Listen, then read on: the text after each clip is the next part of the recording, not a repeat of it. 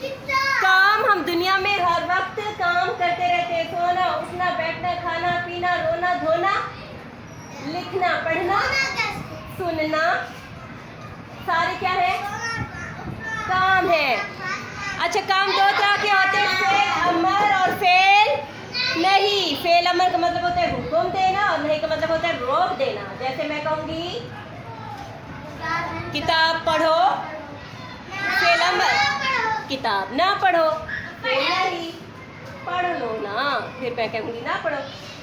Fail अमर अगर मैं हुक्म देती हूँ, मैं कहती हूँ बाजार जाओ, जाओ और चीज़ लेके आओ, फिर मैं कहती हूँ नहीं नहीं नहीं नहीं बाजार ना जाओ, फिर नहीं हो जाएगा। अगर मैं कहती हूँ बेटा पानी पियो, फेल अमर हो जाएगा। और मैं कहती हूँ फिर नहीं, मैं कहती हूँ पानी ना पियो, प्यास नहीं लगी तो पानी ना पियो, फेल क्या हो जाएगा? नहीं। नहीं का मतलब होता है रोकना और अमर का मतलब क्या होता है?